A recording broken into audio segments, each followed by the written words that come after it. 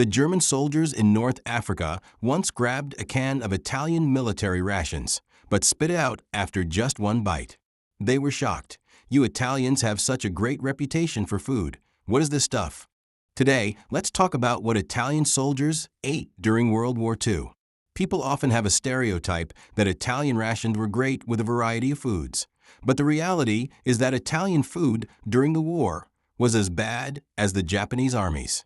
Italians are known for their culinary culture, and stories are often told online about how Italians invented freeze-drying technology or how British POWs were moved to tears by Italian pasta.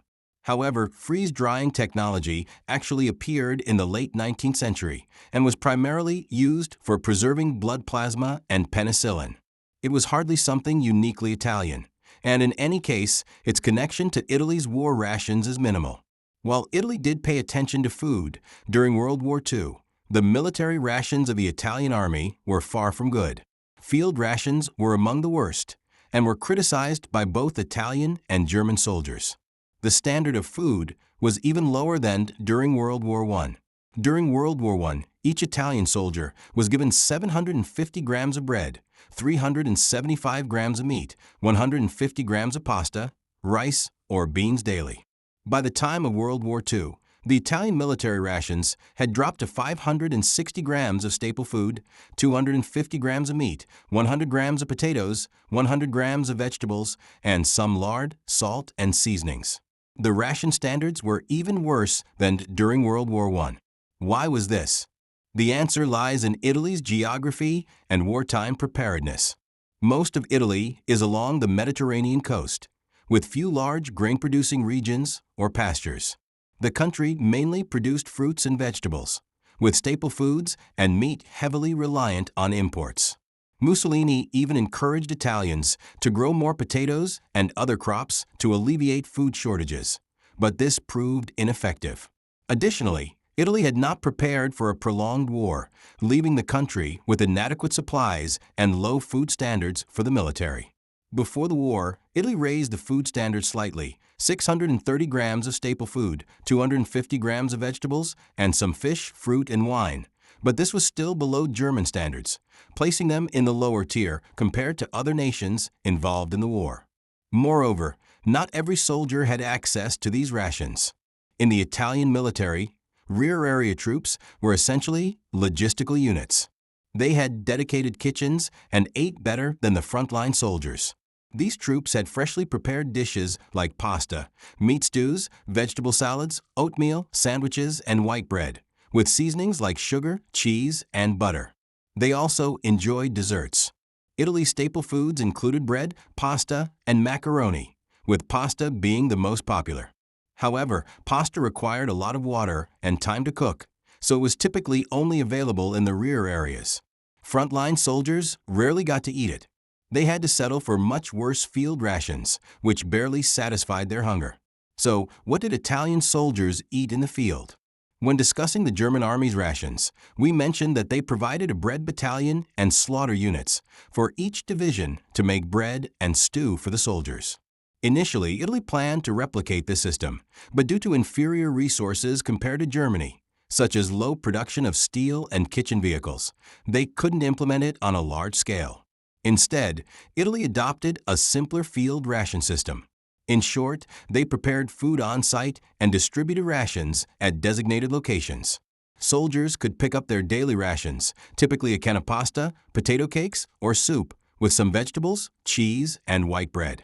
It might seem like a decent system, but in practice, the availability of these rations was limited, and they were often reserved for officers and generals rather than regular soldiers. So, what did ordinary soldiers eat most of the time? The most common ration for Italian frontline troops was what other units would eat only in emergencies: single soldier rations, known as RG. These were similar to the American C-rations or German iron rations. A single RG pack could supply 10 soldiers for a day or one soldier for 10 days. The pack contained canned tuna, canned beef, canned soup, hard bread, and biscuits. However, unlike American and German rations, Italian rations were incredibly unappetizing. The dry bread tasted bland and was like chewing on wax, nowhere near the quality of freshly made pasta. The canned beef didn't even resemble meat.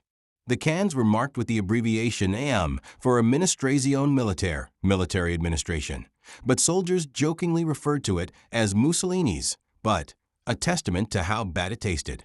Despite how awful it was, many soldiers couldn't even get their hands on it. Due to poor logistics, it was almost impossible for soldiers to receive their full ration, and what was delivered often consisted of repeated items. For example, a soldier might receive 10 cans of beef or 10 cans of tuna, without access to fresh water. Even the idea of eating a bowl of pasta became a distant dream. Soldiers often had to eat dry bread, and sometimes perishable items like canned fruits were delivered to the front lines, but many had already spoiled. Canned fish reeked, and instead of tuna, they often smelled like rotten herring. When the cans were opened, the smell was so strong it could knock you out. At this point, you might be wondering, Mussolini had been in power longer than Hitler and had more time to prepare for war. Given how much Italians cared about food, how could their military logistics be so bad, and why were their soldiers eating such poor rations? Besides the pre-war supply issues, Italy faced many other problems. For example, many farmers were drafted into the military, so there was no one left to grow food or harvest grain. Horses and mules were also drafted into the military, further disrupting agricultural production. Italian agriculture was not very mechanized, and both the spring planting and autumn harvest depended on animals like horses and mules. But when these animals were sent to serve the empire, there was no one left to work the fields, exacerbating Italy's food crisis. By 1941, some military camps in southern Italy were already facing shortages of flour. After the war broke out, Britain cut off Italy's sea lanes, making it nearly impossible to import food.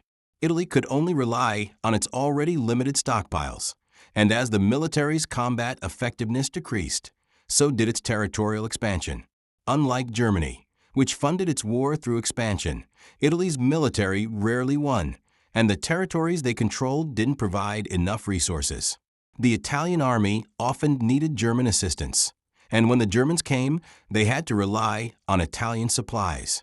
This further strained Italy's already weak logistical situation. This situation was particularly severe in North Africa. The hot weather there led to rapid food spoilage.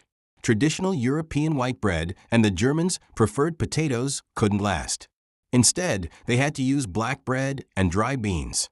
German butter was also difficult to preserve in the heat, so it was replaced with Italian olive oil, which the Germans didn't like. German soldiers, already dissatisfied with the Italian army's combat abilities, became even more frustrated by the poor food quality. These frustrations were often directed at the Italian troops, with German forces sometimes appropriating rations intended for the Italians. This started during the Battle of Tobruk and continued through the battles at El Alamein and Tunisia. Regardless of the status of Mediterranean supply lines, German soldiers often took Italian rations, partly out of spite. And while they ate, they would complain, "What is this stuff you're feeding us?"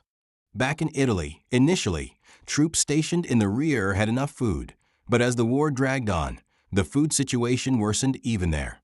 In one Italian POW camp in the south, British POWs, starving and weak, criticized Italy for violating the Geneva Convention by mistreating prisoners. However, the British soldiers soon realized that the Italians didn't have any food either, and it wasn't the Italians' fault. Eventually, these British prisoners began planning an escape. Interestingly, the Italian guards didn't stop them, or perhaps they just didn't care. After all, the fewer prisoners they had to feed, the better for the Italian military. In the end, Italy had to rely on a starving population to sustain its army, and even then, the army rarely got enough to eat. By 1943, Italy's economy had collapsed. Food prices skyrocketed to 48 times pre-war levels, with beef reaching 95 times its pre-war price. The more the war dragged on, the poorer the country became, and both soldiers and civilians looked emaciated, with no energy or will to continue supporting the war. As a result, when the Allies landed in Sicily in July, Mussolini was quickly overthrown.